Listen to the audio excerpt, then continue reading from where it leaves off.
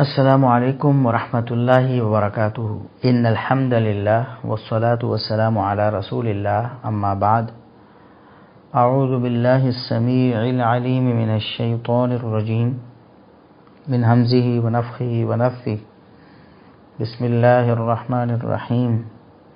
لقد کان لکم فی رسول اللہ اسوۃ حسنہ۔ معزز طلباء، آج کا ہمارا دوسرا لیکچر صحیح بخاری اور صحیح مسلم کی حجیت ائمہ اسلام اور مسلمانوں کی نظر میں اس موضوع پر ہے۔ صحیح بخاری اور صحیح مسلم کا مختصر تعارف آپ پچھلے لیکچر میں سماعت فرما چکے ہوں گے۔ اب صحیح بخاری اور صحیح مسلم کی حجیت یعنی یہ قابل حجت کتابیں ہیں، اور ان میں جو موجود احادیث ہیں وہ مسلمانوں اور ائمہ اسلام کی نظر میں صحیح ترین احادیث ہیں، اور ان میں شک و شبہ کی کوئی گنجائش نہیں۔ یہ قطعی الصحت احادیث ہیں صحیح بخاری اور صحیح مسلم کی۔ تو اس حوالے سے ائمہ اسلام کے اقوال سب سے پہلے ہم نقل کریں گے، پھر موجودہ دور کے جو مسلمان مکاتب فکر ہیں ان کی رائے ہم یہاں یعنی ان کے علماء کی رائے نقل کریں گے۔ سب سے پہلے تو صحیح بخاری اور صحیح مسلم کی حجیت جو ہے وہ متفق علیہ ہے، یعنی اس پر اجماع ہے اور امت کا اتفاق ہے۔ ائمہ دین اس بات پر متفق ہیں، محدثین اور فقہاء اس بات پر متفق ہیں کہ صحیح بخاری اور صحیح مسلم میں جتنی بھی احادیث باسند مذکور ہیں وہ ساری کی ساری صحیح ہیں، بلکہ قطعی الصحت ہیں، ان کی صحت میں کوئی شبہ نہیں۔ اس حوالے سے حافظ ابن الصلاح رحمہ اللہ تعالیٰ کا قول ہم آپ کے سامنے پیش کرتے ہیں کہ جمیع ما حکم مسلم بصحتہ من ھذا الکتاب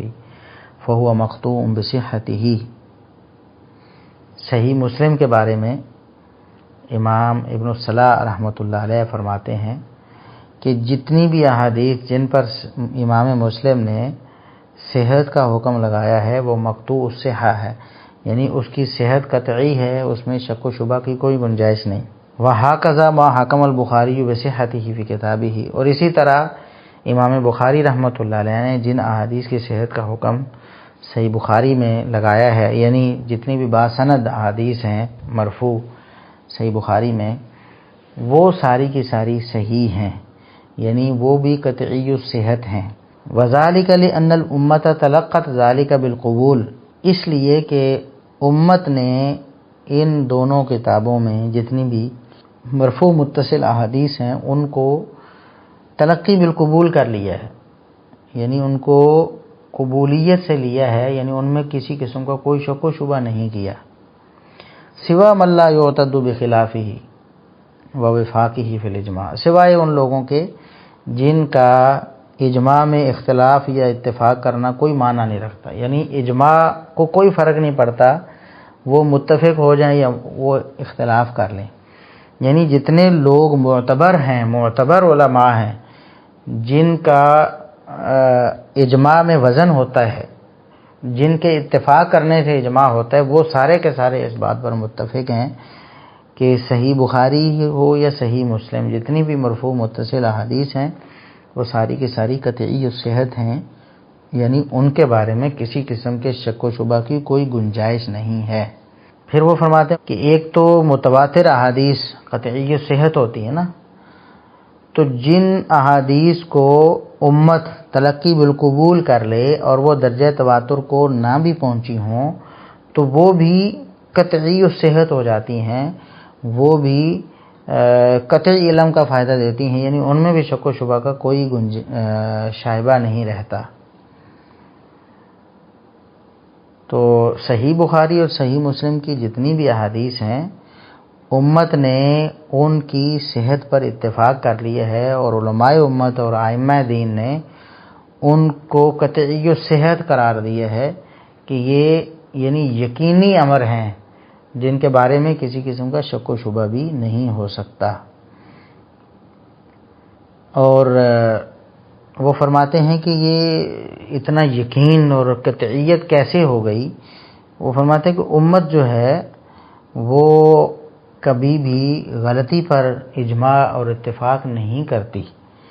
یعنی اگر کوئی غلطی ہو تو امت میں سے کسی کو تو پتہ چلے نا. اگر اس میں صحیح مسلم میں یا صحیح بخاری میں کوئی احادیث ایسی ہوتی جو فی نفسی ہی صحیح نہ ہوتی تو بعض علماء اس کو صحیح سمجھ رہے ہوتے تو دوسرے علماء اللہ رب العزت کی معرفت کے ساتھ یہ بات بتاتے کہ یہ بات صحیح نہیں ہے، یہ احادیث صحیح نہیں ہیں، ضعیف ہیں. امت متفق تب ہی ہوئی ہے جب اس میں کوئی بھی حدیث ضعیف نہیں تھی صحیح مسلم اور صحیح بخاری میں. اور والامت فی اجماعها معصومۃ من الخطا، اور امت جب مجتمع ہو جاتی ہے، اجماع ہوتا ہے علماء کا، تو وہ خطا سے معصوم ہو جاتا ہے، یعنی اس میں خطا نہیں ہوتی. اشارہ ہے نبی کریم صلی اللہ علیہ وسلم کی اس حدیث کی طرف کہ لا یجمع اللہ امتی علی ضلالۃ ابدا، اللہ رب العزت میری امت کو کبھی گمراہی پر اکٹھا نہیں کرے گا. جس چیز پر امت اکٹھی ہوتی ہے وہ گمراہی نہیں بلکہ حق ہوتا ہے. یہ حافظ بن صلاح رحمۃ اللہ علیہ کی عبارت کچھ شرح کے ساتھ میں نے آپ کے سامنے پیش کی ہے. اسی طرح علامہ نووی رحمۃ اللہ علیہ بھی اجماع کا دعویٰ کرتے ہیں بخاری و مسلم کی صحت پر، بلکہ وہ اصح الکتب بعد القرآن بھی کہتے ہیں. وہ فرماتے ہیں اتفق العلماء رحمهم اللہ علی ان اصح الکتب بعد القرآن الصحیحان البخاری و مسلم وتلقتهم الامت بالقبول، کہ علماء اس بات پر متفق ہو گئے ہیں، ان کا اتفاق ہو گیا ہے کہ بخاری اور مسلم دونوں کتابیں جو ہیں وہ قرآن کریم کے بعد صحیح ترین کتابیں ہیں. یعنی قرآن کریم کے بعد سب سے صحیح ترین کتاب صحیح بخاری، اور اس کے بعد سب سے صحیح ترین کتاب صحیح مسلم ہے. اور امت نے ان دونوں کو تلقی بالقبول کیا ہے، یعنی اس میں کوئی شبہ کا اظہار محدثین اور علماء نے نہیں کیا، اور وہ اس بار میں متفق ہو گئے ہیں کہ دونوں بالکل صحیح ہیں. یہ اپنی جو انہوں نے شرح لکھی صحیح مسلم کی، اسی میں انہوں نے مقدمے میں یہ بات ذکر کی ہے. وہ فرماتے اتفق العلماء علی ان اصح الکتب بعد القرآن العزیز الصحیحان، اور آگے فرماتے وکتاب البخاری اصحہما واکثرہما فوائد ومعارف ظاہرہ وغامضہ. وہ فرماتے ہیں کہ امام بخاری رحمۃ اللہ علیہ کی کتاب دونوں صحیح ترین کتابیں ہیں قرآن کے بعد، لیکن امام بخاری رحمۃ اللہ علیہ کی کتاب وہ ان دونوں میں سے صحت میں زیادہ ہے اور فوائد بھی اس میں زیادہ ہے. تو وقد صح ان مسلما كان ممن يستفيد من البخاري ويعترف بانه ليس له نظير في علم الحديث، اور یہ بات بھی ثابت ہے کہ امام مسلم رحمۃ اللہ علیہ امام بخاری کے شاگرد تھے، ان سے استفادہ کرتے تھے اور اس بات کا اعتراف بھی کرتے تھے کہ علم حدیث میں امام بخاری جیسا کوئی نہیں ہے. تو یہ خود امام مسلم رحمۃ اللہ علیہ کی طرف سے بھی اقرار ہے کہ امام بخاری رحمۃ اللہ علیہ ان سے فائق ہیں اور ان کی کتاب بھی زیادہ صحیح ہے. شیخ الاسلام ابن تیمیہ رحمہ اللہ تعالی وہ فرماتے ہیں وَأَمَّا كُتُبُ الْحَدِيثِ الْمَعْرُوفَةُ مِثْلَ الْبُخَارِيِّ وَمُسْلِمٍ فَلَيْسَ تَحْتَ عَدِيمِ السَّمَاءِ كِتَابٌ أَصَحُّ مِنَ الْبُخَارِيِّ وَمُسْلِمٍ بعد القرآن، کہ حدیث کی جتنی بھی معروف کتابیں ہیں نا، سب کتابوں میں بخاری و مسلم سے بڑھ کر صحیح ترین کوئی نہیں ہے. قرآن کے بعد اگر صحیح ترین کتابیں کوئی ہیں تو وہ بخاری و مسلم ہی ہیں. یہ شیخ الاسلام ابن تیمیہ رحمہ اللہ تعالیٰ کا فرمان ہے، یہ مجموع الفتاوی میں آپ کو مل جائے گا. اور اسی طرح دوسرا فرمان شیخ الاسلام ابن تیمیہ رحمۃ اللہ علیہ کا یہ ہے کہ والبخاری احذق واخبر بهذا الفن من مسلم، چونکہ ہم بخاری و مسلم دونوں کی حجیت پر اور دونوں کی صحت پر بات کر رہے ہیں، تو صحیح بخاری جو ہے وہ ساتھ ساتھ اس کی جو فوقیت ہے وہ بھی ساتھ ساتھ ذکر کیے جاتے ہیں. تو شیخ الاسلام ابن تیمیہ رحمۃ اللہ علیہ فرماتے ہیں کہ امام بخاری رحمۃ اللہ علیہ اس فن میں امام مسلم رحمۃ اللہ علیہ سے زیادہ ماہر اور زیادہ باخبر تھے. وَلِهَذَا لَا يَتَّفِقَانِ عَلَى حَدِيثٍ إِلَّا يَكُونُ صَحِيحًا لَا رَيْبَ فِيهِ، جس حدیث کو بھی امام بخاری اور مسلم دونوں بیان کر دیں وہ صحیح ہوتی ہے اور اس میں کوئی شبہ نہیں ہوتا۔ قد اتفق اہل العلم علی صحتہ، اہل علم اس بات پر متفق ہیں کہ بخاری و مسلم کی جو حدیث ہیں وہ صحیح ہیں۔ پھر امام بخاری رحمۃ اللہ علیہ کی فوقیت اور اس کے بخاری کے بعد صحیح مسلم کے درجے کی بات ہے۔ حافظ ابن کثیر رحمۃ اللہ علیہ فرماتے ہیں کہ اجمع العلماء علی قبول صحیح البخاری و صحت ما فیہ، علماء اس بات پر اجماع کر چکے ہیں کہ صحیح بخاری یہ ساری کی ساری قابل قبول ہے، اس میں جتنی بھی احادیث ہیں وہ صحیح ہیں۔ وکذالک سائر اہل الاسلام،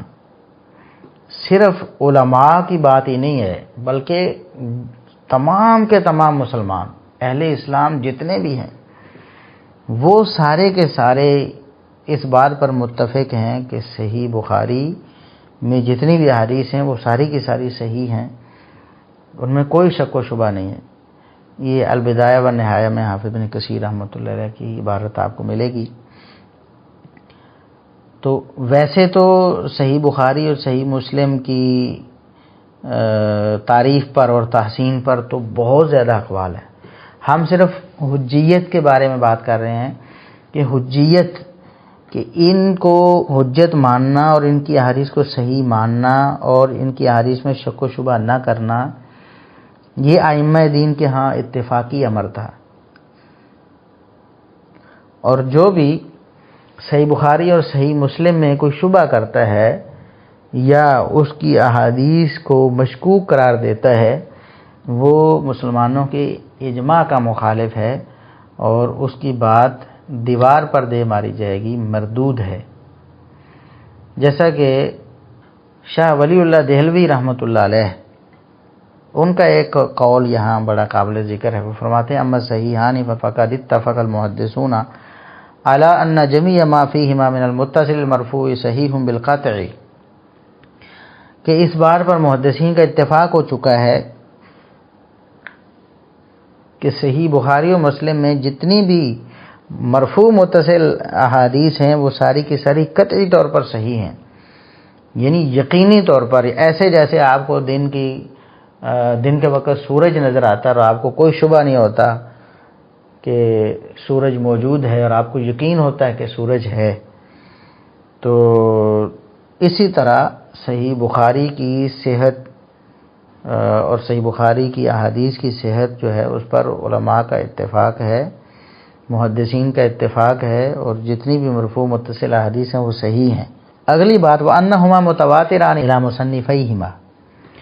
دوسری بات یہ ہے کہ یہ دونوں متواتر ثابت ہیں اپنے مصنفین تک، یعنی امام بخاری اور امام مسلم سے تواتر کے ساتھ ثابت ہیں، یعنی ہمارے پاس جو صحیح بخاری اور صحیح مسلم پہنچی، ایسا نہیں کہ اس میں کوئی گڑبڑ کر دی ہو کسی نے یا اپنی طرف سے کچھ داخل کر دیا ہو، یہ کتابیں بھی متواتر آج تک ان کے مصنفین سے لے کر، یعنی امام بخاری مسلم سے لے کر آج تک متواتر امت کے پاس موجود رہی ہیں، یعنی ان میں بھی کوئی کمی بیشی یا ان میں بھی کوئی تحریف و تبدیل نہیں ہو سکی۔ تو یہ آج کل کئی ایک اہل بدعت ہیں جو احادیث کا انکار کرنا چاہتے ہیں، منکرین حدیث ٹائپ کے لوگ، وہ اس طرح کا شبہ بھی ڈال دیتے ہیں کہ امام بخاری و مسلم کی کتابوں میں کسی نے کچھ ڈال دیا ہوگا۔ تو شاہ ولی اللہ دہلوی رحمۃ اللہ علیہ نے اس چیز کا بھی رد کر دیا کہ یہ دونوں آج تک متواتر امت کے پاس محفوظ چلی آ رہی ہیں اور ان میں کوئی تبدیلی نہیں ہوئی۔ اس کے بعد وہ کہتے ہیں کہ جو لوگ صحیح بخاری اور صحیح مسلم کی حجیت میں شک کرتے ہیں یا اس کو مشکوک بنانے کی کوشش کرتے ہیں وہ بدعتی ہیں۔ وہ فرماتے ہیں وَأَنَّ كُلَّ مَن يُحَوِّنُ أَمْرَهُمَا فَهُوَ مُبْتَدِعٌ، جو شخص ان صحیح بخاری اور صحیح مسلم کے معاملے کو مشکوک کرنے کی کوشش کرتا ہے یا ان کی قدر کو کم کرنے کی کوشش کرتا ہے، یعنی ان کی حجیت میں شک کرتا ہے یا کوئی ایسی بات کرتا ہے جس سے ان کی حجیت مشکوک ہوتی ہو، تو وہ مبتدع ہے یعنی بدعتی ہے اور سبیل المومنین کو چھوڑ جانے والا یعنی اجماع المسلمین کا مخالف، مسلمانوں کے اجماع کا مخالف بن کر بدعتی ہو جاتا ہے وہ۔ یہ شاہ ولی اللہ دہلوی رحمۃ اللہ علیہ کا قول بہت ہی واضح اور واشگاف ہے اور دو ٹوک ہے۔ یہ قول حجت اللہ البالغہ میں موجود ہے۔ اس کے بعد علامہ شوکانی رحمۃ اللہ علیہ بہت بڑے جید عالم ہیں، وہ فرماتے ہیں وَعْلَمْ أَنَّ مَا كَانَ مِنَ الْأَحَادِيثِ فِي الصَّحِيحَيْنِ أَوْ أَحَدِهِمَا جَازَ الْاحْتِجَاجُ بِهِ مِن دُونِ بَحْثٍ لِأَنَّهُمَا الْتَزَمَ الصِّحَّةَ وَتَلَقَّتْ مَا فِيهِمَا الْأُمَّةُ بِالْقُبُولِ۔ یہ بات آپ کو معلوم ہونی چاہیے کہ بخاری و مسلم میں جتنی بھی احادیث ہیں، یا صرف صحیح بخاری میں یا صرف صحیح مسلم میں جتنی بھی جو بھی حدیث آئے وہ قابل احتجاج ہوتی ہے، یعنی وہ قابل حجت ہوتی ہے، وہ دلیل بنتی ہے بغیر کسی تحقیق کے، یعنی اس پر تحقیق کرنے کی ضرورت نہیں ہے کہ ہم اس کی تحقیق کریں، اس کی صحت کی، اس کے بعد اس سے استدلال کریں، آنکھیں بند کر کے اس سے استدلال کریں، اس کی تحقیق کی ضرورت ہی نہیں ہے، کیونکہ امام بخاری و مسلم نے یہ شرط لگائی تھی کہ ہم صرف صحیح احادیث نقل کریں گے، تو انہوں نے بھی دعویٰ کیا کہ یہ احادیث صحیح ہیں اور امت نے بھی ان کے دعوے کو قبول کر لیا، جانچ اور پرکھ کر علماء نے کہ واقعی صحیح بخاری اور صحیح مسلم میں جتنی بھی احادیث ہیں وہ ساری کی ساری صحیح ہیں۔ تو لہٰذا اس میں کسی قسم کا کوئی شک و شبہ نہیں ہے، بخاری اور مسلم کی احادیث صحیح ترین احادیث ہیں اور ان کی جو حجیت ہے بخاری و مسلم کی اس پر امت کا اتفاق ہے۔ اسی طرح معروف محقق شیخ احمد شاکر رحمہ اللہ تعالی وہ فرماتے ہیں کہ الحق الذی لا مریۃ فیہ عند اہل العلم بالحدیث من المحققین ومن اہتدی بہدیہم وتبعہم علی بصیرۃ من الامور ان احادیث الصحیحین صحیحۃ کلھا لیس فی واحد منہما متن و ضعف، کہ حق بات جس میں کوئی شبہ نہیں ہے اہل علم کے ہاں، محدثین محققین کے ہاں، یہ بات بالکل دو ٹوک ہے، اور ان محدثین اور محققین کے جو پیچھے چلنے والے، ان کے راستے پر چلنے والے، ان کے نزدیک بھی یہ بات دو ٹوک ہے کہ صحیحین کی جو حدیث ہیں، صحیح بخاری اور صحیح مسلم کی، صحیحۃ کلھا وہ ساری کی ساری صحیح ہیں، اور ان میں سے کسی ایک حدیث میں بھی کوئی تان یا کوئی ضعف نہیں ہے، کوئی حدیث ایسی صحیح بخاری اور صحیح مسلم میں نہیں ہے، ایک بھی ایسی نہیں ہے جس میں کوئی ضعف یا کمزوری ہو۔ اب ایک سوال جو ہے جو عام لوگوں کے ذہنوں میں، اور آج بھی منکرین حدیث اس طرح کی باتیں ڈالتے ہیں، دیکھیں جی امام دارقطنی رحمۃ اللہ علیہ نے کئی احادیث پر تنقید کی تھی، تو اس کا جواب شیخ احمد شاکر رحمۃ اللہ علیہ دیتے ہیں کہ امام دارقطنی رحمۃ اللہ علیہ یا دیگر محدثین میں سے اگر کسی نے نقد کیا ہے یا کوئی اعتراض کیا ہے بعض احادیث پر، ایک تو وہ ٹوٹل احادیث میں سے بالکل تھوڑی سی ہیں، یعنی چند ایک بنتی ہیں، ہزاروں میں سے چند ایک احادیث ایسی ہیں جن پر اعتراض کیا گیا ہے۔ دوسرا ان من تقدوہ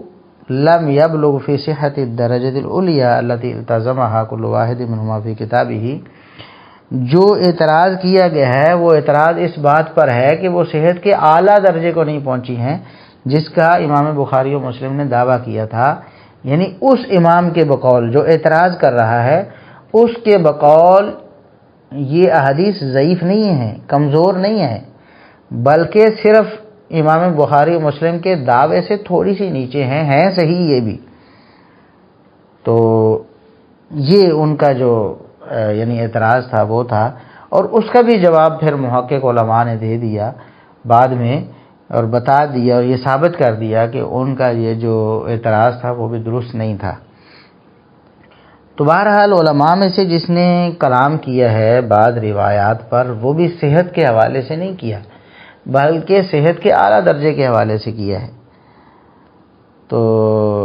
اب بعض لوگوں نے جو کہ جن میں سے اکثریت منکرین حدیث کی ہے، وہ یہ سمجھ لیتے ہیں کہ صحیح بخاری اور صحیح مسلم کی حدیث جو ہے وہ ساری صحیح نہیں ہیں۔ تو بہرحال یہ بات بڑی واضح ہے کہ جن روایات پر امام دارقطنی رحمۃ اللہ علیہ وغیرہ کا اعتراض آیا ہے وہ بھی صحت کے اعلیٰ درجے کے حوالے سے آیا ہے، مطلقاً صحت پر نہیں کہ بخاری مسلم میں کوئی ضعیف حدیث ہو یا کوئی منکر روایت ہو، نعوذ باللہ، ایسی بات نہیں ہے۔ اگر ہم حنفی علماء کی طرف دیکھیں تو احناف مکتب فکر ہے ایک امت میں، احناف کے علماء کو اگر آپ دیکھیں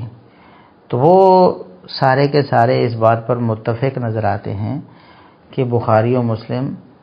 اصح الکتب بعد کتاب اللہ ہیں اور ان کی احادیث ساری کی ساری صحیح ہیں اور شک و شبہ کی کوئی گنجائش نہیں ہے۔ 3-4 حوالے ہم یہاں پیش کرتے ہیں۔ علامہ عینی حنفی، وہ بہت بڑا ایک علمی قد ہے ان کا فقہ حنفی میں اور احناف علماء میں۔ تو علامہ عینی حنفی وہ فرماتے ہیں اتفق علماء الشرق والغرب علی انہ لیس بعد کتاب اللہ تعالی اصح من صحیحی البخاری و مسلم، کہ علماء مشرق کے ہوں یا مغرب کے ہوں، یعنی پوری دنیا کے علماء اس بات پر متفق ہو گئے ہیں، انہوں نے اتفاق کر لیا ہے کہ کتاب اللہ کے بعد یعنی قرآن کے بعد بخاری و مسلم سے زیادہ صحیح کتاب کوئی نہیں ہے۔ قرآن کریم کے بعد سب سے صحیح ترین کتاب صحیح بخاری اور پھر صحیح مسلم۔ یہ علماء پوری دنیا کے علماء مشرق کے ہوں مغرب کے ہوں سب کا اتفاقی فیصلہ ہے۔ یہ علامہ عینی حنفی نے عمدۃ القاری میں یہ بات لکھی ہے، صحیح بخاری کی شرح میں، عمدۃ القاری میں۔ اسی طرح احناف میں ایک بہت بڑے عالم گزرے علامہ ملا علی قاری حنفی، ملا علی قاری حنفی، تو انہوں نے بھی یہ بات نقل کی۔ وہ فرماتے ہیں ثم اتفقت العلماء علی تلقی الصحیحین بالقبول وانہما اصح الکتب المؤلفۃ، کہ علماء نے اس بات پر اتفاق کر لیا ہے کہ یہ دونوں کتابیں جو یعنی صحیح بخاری اور صحیح مسلم ہیں، یہ ساری تالیف کی گئی حدیث کی کتابوں میں سے صحیح ترین ہیں، اور انہوں نے ان کو تلقی بالقبول بھی کر لیا ہے، یعنی ان میں کسی قسم کا کوئی شک و شبہ نہیں کیا علماء نے، اور ان کی ساری احادیث کو صحیح مانا ہے انہوں نے۔ یہ ملا علی قاری حنفی کا قول ہے مرقات المفاتیح میں۔ اب ایک اور بہت بڑے عالم ہیں احناف میں علامہ ذیلی حنفی، یہ وہ ہیں جنہوں نے ہدایہ کی احادیث کی تخریج کی ہے، تو اسی کتاب نصب الرایہ فی تخریج احادیث ہدایہ، تو نصب الرایہ میں وہ فرماتے ہیں علامہ ذیلی حنفی وَأَعْلَى دَرَجَةِ الصَّحِيحِ عِنْدَ الْحُفَّاظِ مَا اتَّفَقَ عَلَيْهِ الشَّيْخَانِ، کہ صحیح کا اعلیٰ ترین درجہ علماء کے ہاں اس حدیث کا ہے جس پر بخاری و مسلم متفق ہوں، یعنی بخاری و مسلم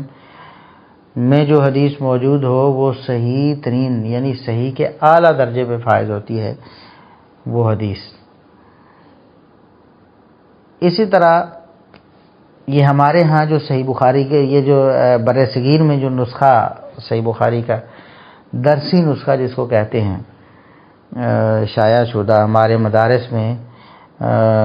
اسی پر تدریس اور تعلیم ہوتی ہے عموماً، تو اس پر جو حاشیہ لکھا ہے وہ احمد علی سہارنپوری حنفی نے لکھا ہے، تو انہوں نے بھی اس بات کا اقرار کیا ہے کہ علماء اس بات پر اتفاق کر چکے ہیں کہ جتنی بھی کتابیں حدیث کی تصنیف کی گئی ہیں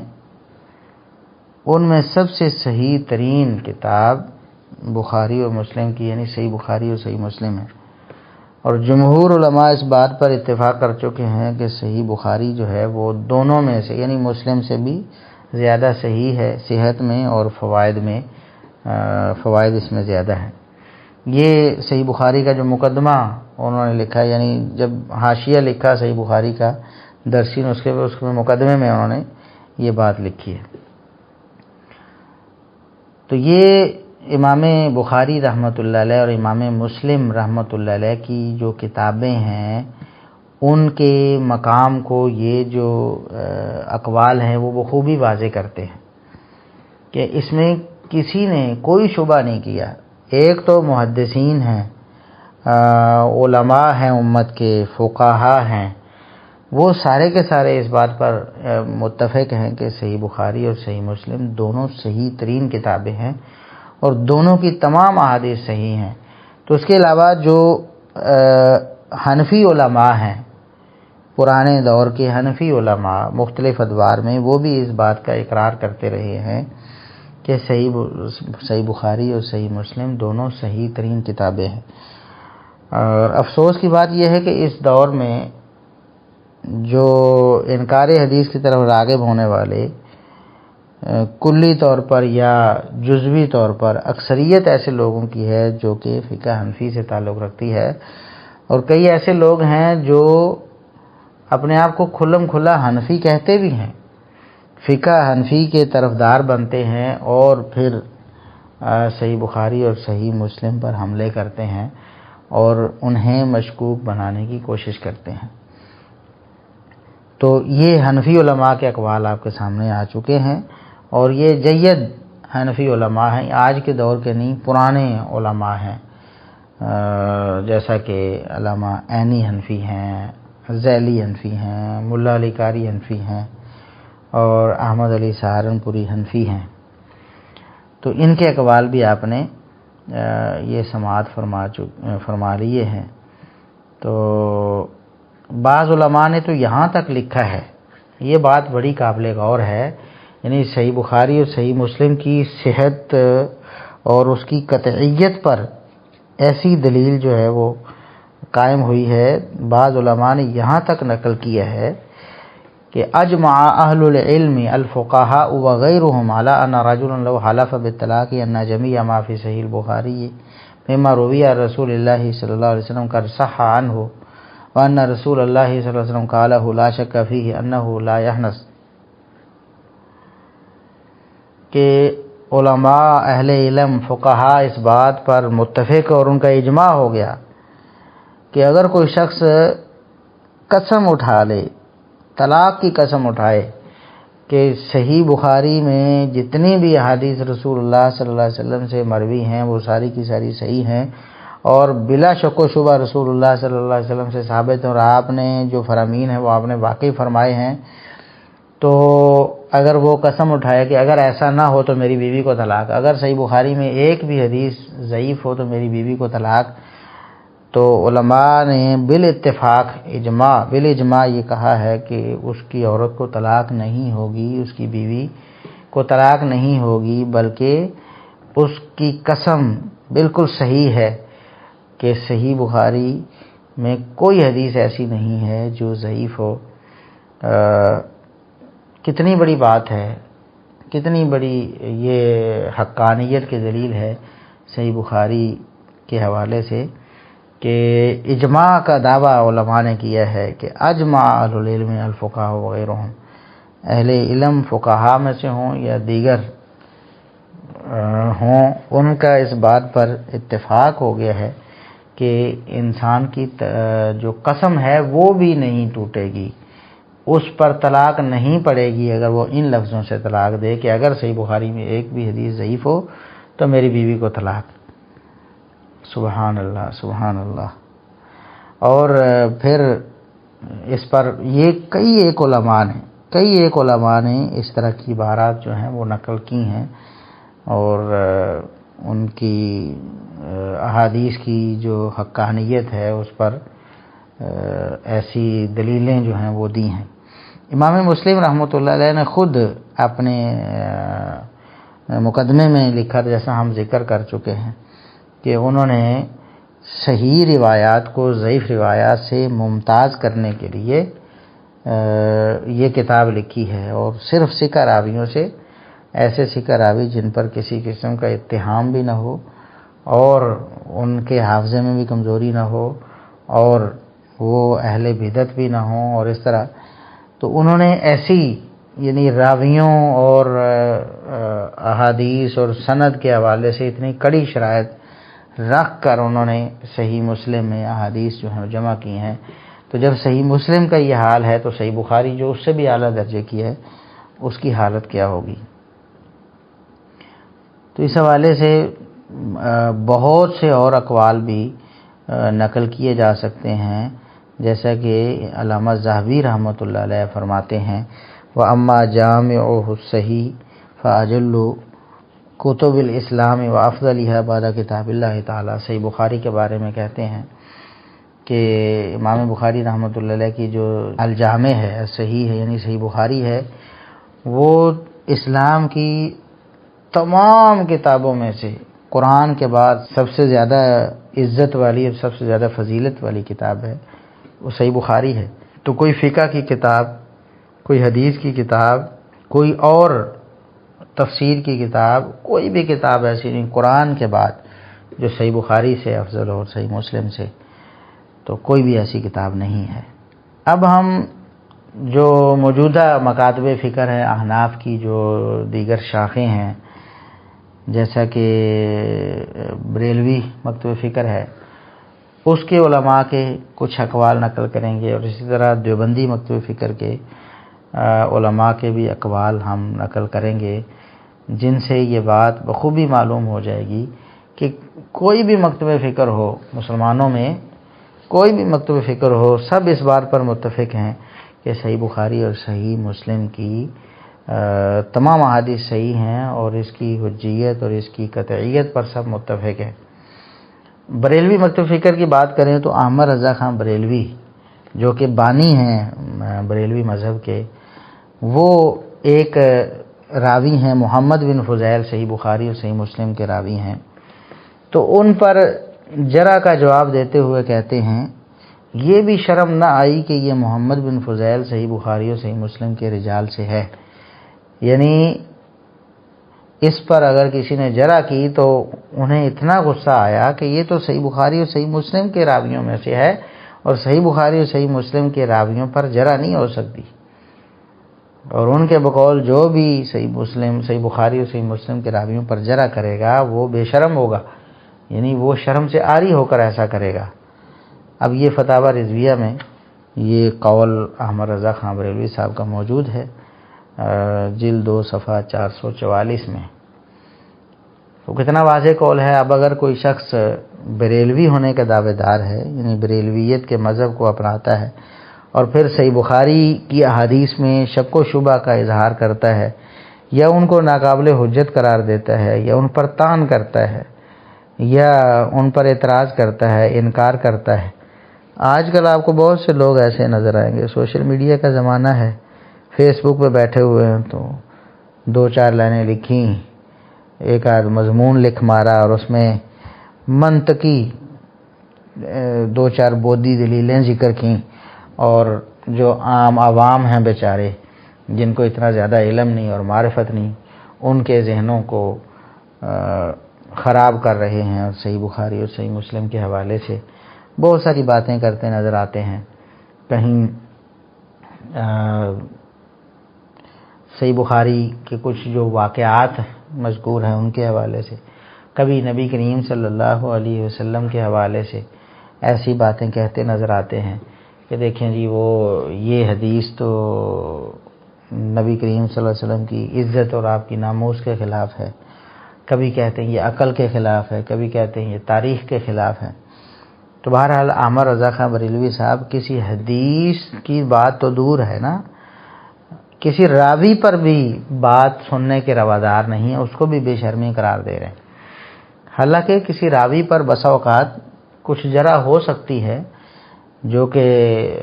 صحیح بخاری اور صحیح مسلم کے مرتبے کو کام نہیں کرتی۔ اس کی مثال یوں ہو سکتی ہے کہ ایک راوی ہے جس کی کچھ روایات صحیح ہیں اور کچھ ضعیف ہیں۔ آپ طلبہ علم تو اس بات کو بخوبی جانتے ہیں کہ کئی ایک راوی ہوتے ہیں کہ کسی علاقے کی ان کی روایات وہ معتبر ہیں اور دوسرے علاقے کی روایات معتبر نہیں ہیں۔ مثلا اہل حجاز سے بیان کرے تو روایات صحیح ہیں، اہل شام سے بیان کرے تو ضعیف ہیں، کبھی اس کے الٹ ہو جاتا ہے، کبھی اہل مدینہ سے بیان کرے تو صحیح ہے، اہل مدینہ کے علاوہ کسی اور سے بیان کرے تو روایت مضطرب ہو جاتی ہے۔ جیسا خالد بن مخلد القطوانی ہے ایک راوی، تو اب یہ بھی صحیح بخاری کے راوی ہیں خالد بن مخلد القطوانی. تو ان کی جو اہل مدینہ سے روایات ہیں محدثین نے کہا کہ وہ روایات صحیح ہیں. تو اہل مدینہ سے جب یہ بیان کریں تو بلا جھجک ان کی روایت کو قبول کریں، صحیح ہوتی ہے. اہل مدینہ کے علاوہ جب یہ روایت بیان کریں تو ان کی روایت جو ہے وہ منکر یا مضطرب ہو سکتی ہے. تو اب صحیح بخاری میں خالد بن مخلد القطوانی کی روایت موجود ہے. یہ بطور مثال ایک مثال سے یہ بات سمجھا رہا ہوں تاکہ ایک بہت بڑا شبہ ہے یہ آپ کے ذہن سے جاتا رہے کہ کبھی کسی راوی پر اگر جرح ہو بھی جائے صحیح بخاری اور صحیح مسلم کے، تو اس سے یہ لازم نہیں آتا کہ صحیح بخاری اور صحیح مسلم کی حدیث بھی ضعیف ہوگی، کیونکہ یہی خالد بن مخلد القطوانی ہیں. تو جب صحیح بخاری میں بیان کر رہے ہیں تو ان کا استاد ہیں سلیمان بن بلال، مثال کے طور پر وہ مدنی ہیں. سلیمان بن بلال تو مدنی راوی ہیں. اب وہ جو روایت بیان کرتے ہیں بلا شک و شبہ صحیح ہے، کیونکہ اہل مدینہ سے روایات صحیح ہوتی ہیں. جبکہ کئی اور روایات جو اہل کوفہ سے ہیں یا دیگر سے ہیں تو وہ روایات منکر ہیں. جیسا کہ سنن نسائی میں ایک روایت ہے تو اس میں خالد بن مخلد القطوانی ہی بیان کرتے ہیں. تو وہ علی بن صالح الکوفی سے بیان کرتے ہیں، جس روایت میں ہے کہ سیدنا معاویہ رضی اللہ عنہ نے تلبیہ کہنے سے روک دیا تھا. اس روایت میں الفاظ میں بغض علی میں تلبیہ سے روک دیا، نعوذ باللہ. اب وہ روایت منکر ہے کیونکہ یہ فیصلہ محدثین کا بالکل واضح ہے کہ اہل مدینہ سے خالد بن مخلد القطوانی کی روایات صحیح ہیں. صحیح بخاری میں سلیمان بن بلال استاد ہیں صحیح بخاری والی حدیث کے، تو وہ اہل مدینہ میں سے ہیں، وہ روایت تو صحیح ہے. اور یہ بات حافظ بن حجر رحمۃ اللہ علیہ نے فتح الباری میں بتائی بھی ہوئی ہے. تو عرض کرنے کا مقصد یہ ہے کہ اگر کسی راوی پر کبھی کوئی جرح ہو بھی تو وہ صحیح بخاری اور صحیح مسلم کی صحت کو متاثر نہیں کرتی، یا پھر وہ روایت جو ہے وہ مطابعات شواہد میں لائی ہوتی ہے. امام بخاری امام مسلم نے دوسری روایات اس کے حوالے سے نقل کی ہوتی ہیں. لیکن احمد رضا خان بریلوی صاحب نے ایک راوی پر بھی جرح جو ہے اس کو برداشت نہیں کیا. صحیح بخاری اور صحیح مسلم کا راوی ہے، اس پر نذیر حسین محدث ذیلوی رحمۃ اللہ علیہ نے کوئی جرح ذکر کی تو اس پر احمد رضا خان بریلوی صاحب نے کہا کہ یہ بھی شرم نہ آئی کہ یہ محمد بن فضیل صحیح بخاری اور صحیح مسلم کے رجال سے ہے. تو اس کا مطلب یہ ہوا کہ کوئی بریلوی کبھی صحیح بخاری اور صحیح مسلم کے کسی راوی پر جرح نہیں کر سکتا. کسی حدیث پر تان کرنا تو دور کی بات ہے، حدیث پر تان تو بہت بڑا امر ہے نا، وہ کسی راوی پر بھی کبھی جرح نہیں کر سکتا. اسی طرح احمد رضا خان بریلوی صاحب لکھتے ہیں کہ ازاں جملہ اجل و اعلی حدیث صحیح بخاری شریف ہے. تو صحیح بخاری کے بارے میں وہ کہتے ہیں کہ اجل اور اعلی حدیث ہے. اسی طرح یہ احکام شریعت میں ان کا قول موجود ہے. اسی طرح عبدالسمیع رامپوری بہت بڑے عالم ہیں بریلوی احباب کے اور بریلوی مکتوب فکر کے. انہوں نے اپنی کتاب انوار ساطعہ میں یہ بات لکھی ہے صفحہ نمبر 41 پہ،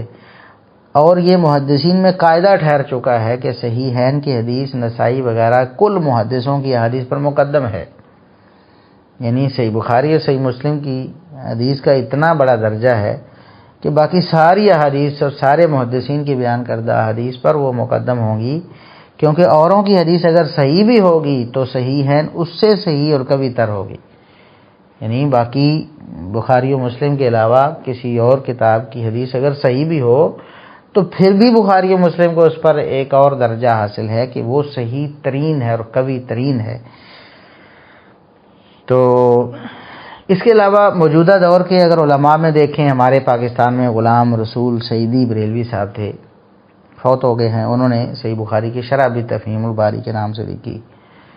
تو بہت بڑے عالم ہیں بریلویت میں، ان کا بہت بڑا مقام ہے. وہ یہ بات لکھ گئے ہیں اپنی کتاب کے آغاز میں ہی 5ویں صفحے پہ، جلد 1 صفحہ نمبر 5 تفہیم البخاری، کہ تمام محدثین کا اس بات پر اتفاق ہے کہ قرآن کریم کے بعد صحیح بخاری تمام کتب سے اصح کتاب ہے، یعنی صحیح بخاری سب کتابوں سے صحیح ترین کتاب ہے۔ اس پر تمام محققین کا اتفاق نقل کیا ہے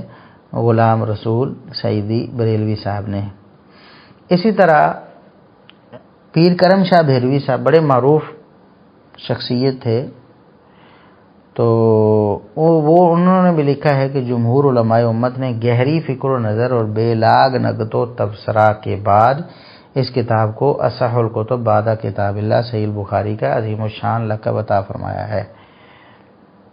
یعنی وہ یہ بتانا چاہتے ہیں کہ جمہور علماء امت نے بہت غور و فکر کر کے اور پوری تحقیق اور جستجو کے بعد، یہ نہیں کہ بس آنکھیں بند کر کے حکم لگا دیا ہو امام بخاری رحمۃ اللہ علیہ کی شخصیت کے مد نظر، جیسا کہ بعض منکرین حدیث یہ کہتے ہوئے سنائی دیتے ہیں کہ امام بخاری کی تقلید کر لیجیے، یا یہ علماء جو ہیں وہ امام بخاری کو معصوم سمجھتے ہیں، اس لیے وہ صحیح بخاری کی حدیث کو غور کرنا اور ان کی تحقیق اور تفتیش کرنا وہ ضروری نہیں سمجھتے۔ تو پیر کرم شاہ بھیروی صاحب کہتے ہیں کہ جمہور علماء امت نے گہری فکر و نظر اور بے لاگ نقد و تبصرہ کے بعد اس کتاب کو اصح الکتب بعد کتاب اللہ صحیح بخاری کہا ہے۔ یہ عظیم الشان لقب پوری یعنی غور و فکر کے بعد، پوری تحقیق و جستجو کے بعد اور تمام احادیث کو پرکھنے کے بعد انہوں نے لگایا ہے، بغیر سوچے سمجھے نہیں لگایا۔ یہ سنت خیر الانام، سنت خیر الانام یہ کتاب ان کی صفحہ 175 پر انہوں نے یہ بات کہی ہے۔ لہٰذا بریلوی مکتب فکر میں کوئی شخص اگر صحیح بخاری اور صحیح مسلم کی احادیث پر طعن کرتا ہے یا ان کو کمزور ثابت کرنے کی کوشش کرتا ہے، تو وہ یہ جان لے کہ اس کا بریلویت کے مذہب سے پھر کوئی تعلق نہیں رہے گا، وہ احمد رضا خان بریلوی صاحب کے بقول بے شرم ہو جائے گا، اور اسی طرح باقی جو علماء ہیں ان کے بقول وہ اجماع کا مخالف ہو جائے گا، اور اس کی بات جو ہے وہ ناقابل سماعت ہو جائے گی۔ اسی طرح اگر اہل دیوبند میں دیکھیں، دیوبند مکتب فکر میں بڑے بڑے جو علماء ہیں ان کے، وہ یہ بات بڑی واشگاف انداز میں کہتے رہے ہیں کہ صحیح بخاری اور صحیح مسلم کی احادیث صحیح ہیں اور ان میں شک و شبہ نہیں ہے، بلکہ مبالغے کی حد تک اور بڑی بڑی باتیں ہیں جو ہم چند ایک آپ کے سامنے ذکر کرتے ہیں، جس سے یہ معلوم ہوگا کہ دیوبند مکتب فکر بھی صحیح بخاری کی حجیت، صحیح بخاری اور صحیح مسلم کی حجیت پر متفق ہے اور اس میں کسی قسم کو کوئی شک و شبہ روا نہیں رکھتا۔ بہت سے منکرین حدیث آج بھی، جیسا میں نے ذکر کیا، سوشل میڈیا پہ آپ کو نظر آئیں گے، جو آپ کو دیوبند مکتب فکر سے منسوب کریں گے، لیکن اعتراض صحیح بخاری پر، اعتراض صحیح مسلم پر۔ ابھی حالیہ دنوں میں یہ جو ایک واقعہ انڈیا میں پیش آیا تھا توہین رسالت کا، اور اس میں سیدہ عائشہ رضی اللہ عنہا کی نکاح کے وقت عمر جو ہے 7 سال اور رخصتی کو کر 9 سال عمر ہے، اس کو زیر بحث لایا گیا تھا، اور اس پر پھر پوری دنیا میں بات چیت ہوئی۔ تو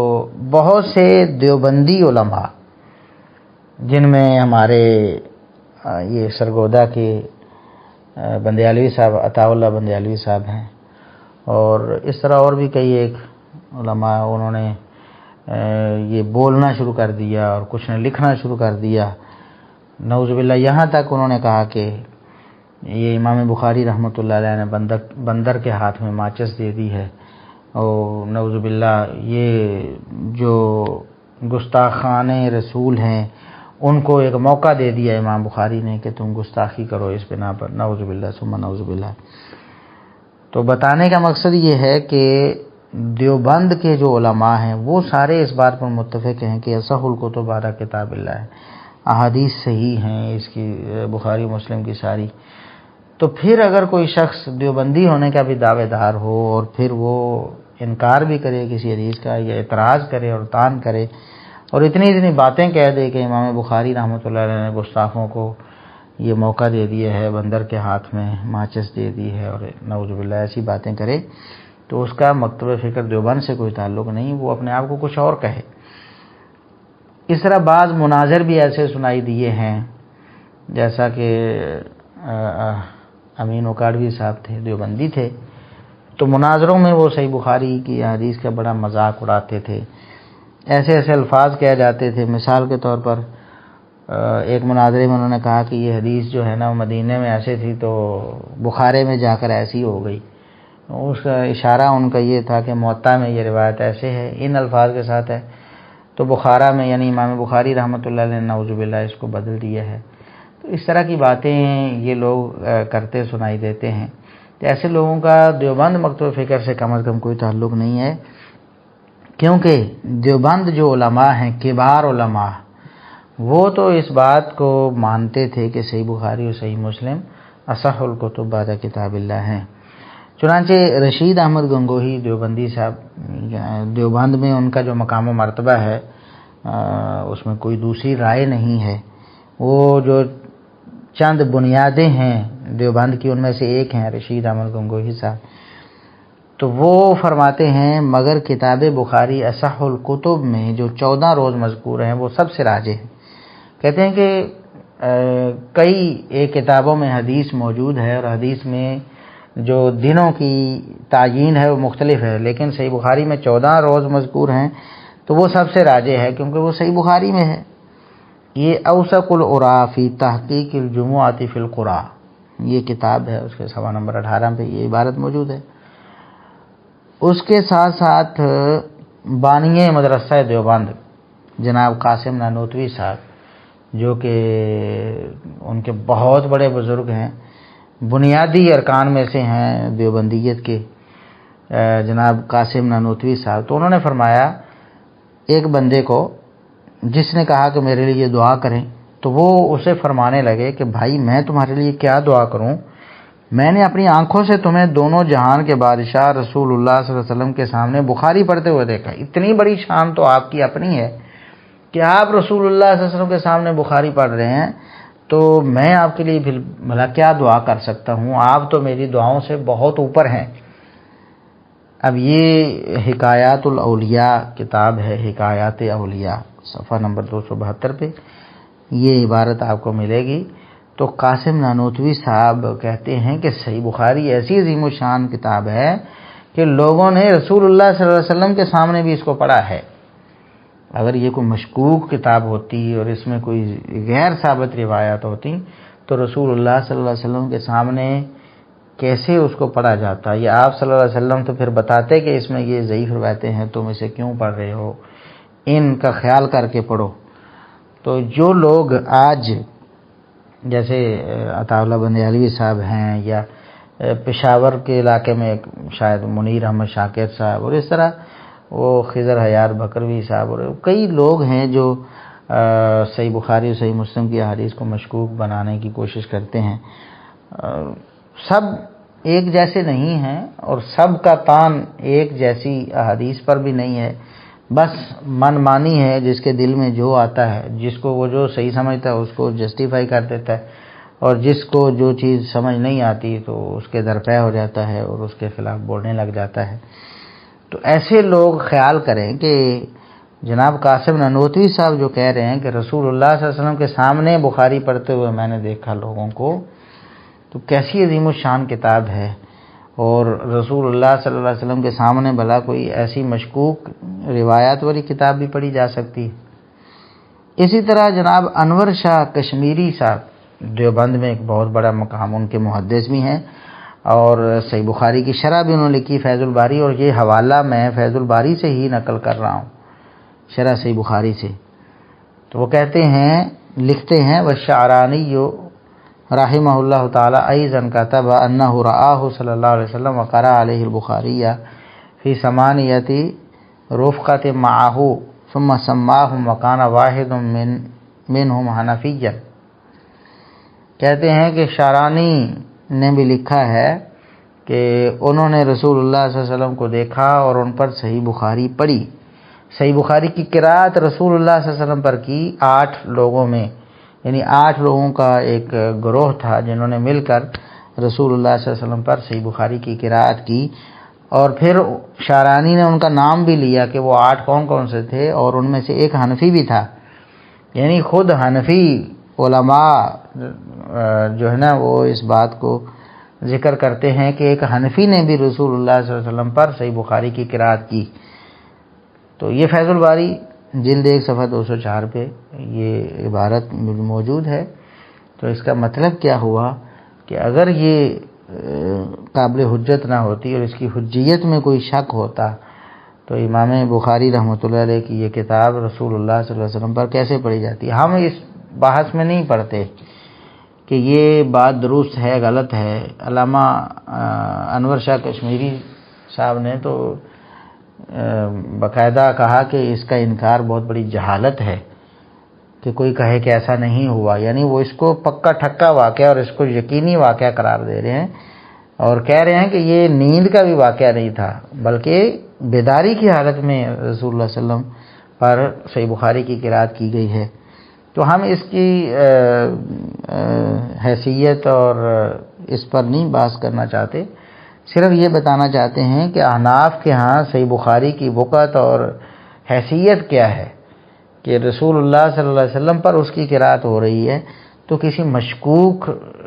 کتاب کی اور جس میں رسول اللہ صلی اللہ علیہ وسلم کی شان کے خلاف احادیث ہوں،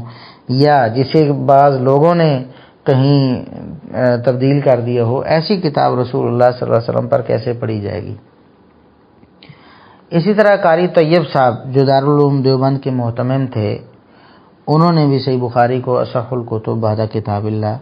تسلیم کیا ہے۔ ایک موقع پر وہ لکھتے ہیں امام بخاری رحمۃ اللہ علیہ روایت کرنے میں یکتا ہیں کہ صحیح بخاری کے اندر جو حدیثیں ہیں وہ ان کی شرائط پر منطبق ہیں، وہ نہایت ہی اونچی حدیثیں ہیں۔ امام بخاری رحمۃ اللہ علیہ نے ایسی شرطیں روایت میں لگائی ہیں کہ وہ اور صحیحوں سے بڑھ کر روایت میں صحیح ہیں، جن کو امام بخاری رحمۃ اللہ علیہ نے روایت کر دیا، اس لیے امت کا اس پر اجماع ہے اصح الکتب بعد کتاب اللہ کہ اللہ کی کتاب کے بعد سب سے زیادہ صحیح کتاب بخاری ہے، کتاب اللہ کے بعد اس کا درجہ رکھا گیا ہے۔ یہ قاری طیب صاحب محتمم دارالعلوم دیوبند ان کا قول ہے، اور یہ خطبات حکیم الاسلام جلد 5 صفحہ 232 پہ پڑھا جا سکتا ہے۔ کتنی واضح بات ہے اور کتنے واضح انداز میں انہوں نے صحیح بخاری کا اصح الکتب بعد کتاب اللہ ہونا تسلیم کیا ہے، اور کہا ہے کہ باقی جتنی بھی احادیث ہیں صحیح بھی ہیں تو صحیح بخاری کی حدیث ان سب سے بڑھ کر صحیح ہے۔ اب بھی اگر کوئی دیوبندی ہونے کا دعوے دار ہو اور پھر صحیح بخاری کی حدیث پر تنقید کرے اور اعتراض کرے، ان کو مشکوک سمجھے، تو اس کا مطلب یہ ہے کہ وہ اپنے مسلک کے ساتھ بھی مخلص نہیں ہے، اپنے کبار علماء کا بھی مخالف بنا ہوا ہے، اجماع کا بھی مخالف بنا ہوا ہے، اور وہ بالکل غلط ہے، اس کی بات جھوٹے پراپیگنڈے پر مبنی ہے۔ صحیح بخاری اور صحیح مسلم میں کوئی شک و شبہ نہیں ہے۔ اسی طرح مفتی رشید احمد لدھیانوی صاحب لکھتے ہیں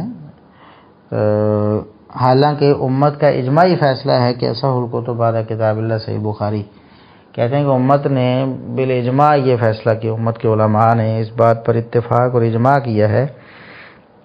کہ کتاب اللہ کے بعد یعنی قرآن کے بعد سب سے صحیح ترین کتاب صحیح بخاری ہے۔ اسی طرح جناب سرفراز خان صفدر صاحب جو شیخ الحدیث ہیں اہل دیوبند کے، انہوں نے یہ بات لکھی ہے کہ امت اور اس پر اجماع و اتفاق ہے، امت کا اس پر اجماع و اتفاق ہے کہ بخاری و مسلم دونوں کی تمام روایتیں صحیح ہیں۔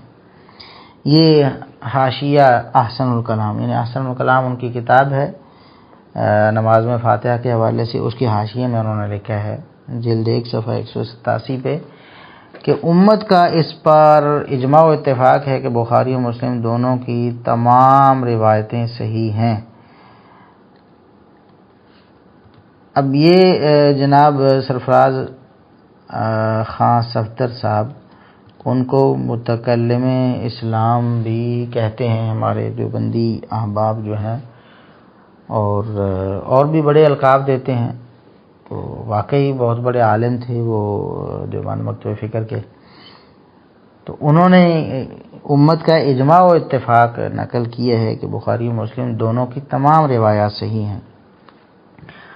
تو اب آپ خود ہی اندازہ کر لیں ان لوگوں کا جو